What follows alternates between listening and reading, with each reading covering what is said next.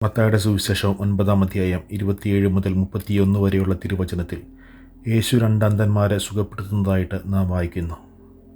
ഒത്തിരിയേറെ അത്ഭുതങ്ങൾ സുവിശേഷത്തിൽ കാണുവാൻ കഴിയുമെങ്കിലും അതിൽ നിന്നെല്ലാം ഈ അത്ഭുതത്തെ വ്യത്യസ്തമാക്കുന്നത് ക്രിസ്തു ദൈവപുത്രനാണ് എന്ന് ഉറച്ചു വിശ്വസിച്ചുകൊണ്ട് അവർ വിളിച്ചു പറയുകയാണ്, ദാവീദിൻ്റെ പുത്രനായ യേശുവേ, എന്നിൽ കനിയണമേ എന്ന്. ആ വിളിയിൽ അവരുടെ വിശ്വാസമുണ്ട്, പ്രത്യാശയുണ്ട്, മനസ്സിൻ്റെ നൊമ്പരങ്ങളുണ്ട്. അവർ കണ്ണുകൊണ്ട് ക്രിസ്തുവിനെ കാണുന്നില്ലെങ്കിലും ഹൃദയം കൊണ്ട് അവർ ക്രിസ്തുവിൻ്റെ സാന്നിധ്യം തിരിച്ചറിയുകയാണ്.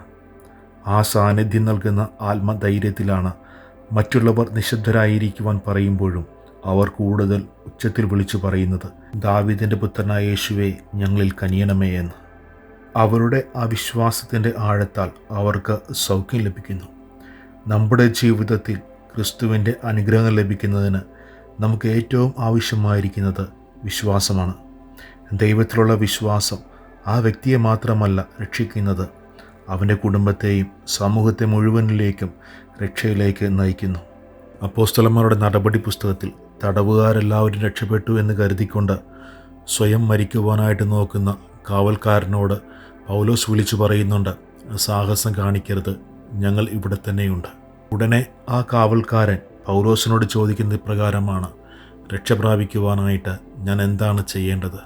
പൗലോസ് അവനോട് പറയുന്നത് ഇപ്രകാരമാണ്, കർത്താവായ യേശുവിൽ വിശ്വസിക്കുക, നീയും നിൻ്റെ കുടുംബവും രക്ഷ പ്രാപിക്കും. അതേ പ്രിയമുള്ളവരെ, ഈ ആഗമനകാലത്തിലെ 5-ാമത്തെ ദിവസം നമുക്കും ദൈവത്തിനോട് പ്രാർത്ഥിക്കാം, ദാവീദിൻ്റെ പുത്രനായ യേശുവേ, എൻ്റെ വിശ്വാസത്തെ വർദ്ധിപ്പിക്കണമേ എന്ന്. നമ്മുടെ വിശ്വാസം നമ്മൾ ഉറക്കെ പ്രഖ്യാപിക്കുമ്പോൾ അത് മറ്റുള്ളവരെ കൂടി ദൈവത്തിങ്കിലേക്ക് അടുപ്പിക്കുന്നതായിട്ട് മാറും. അങ്ങനെ വിശ്വാസത്തിൻ്റെ സാക്ഷികളായിട്ട് ജീവിക്കുവാനായിട്ട് നമുക്ക് പരിശ്രമിക്കാം. ദൈവം നമ്മെ അനുഗ്രഹിക്കട്ടെ. ആമേൻ.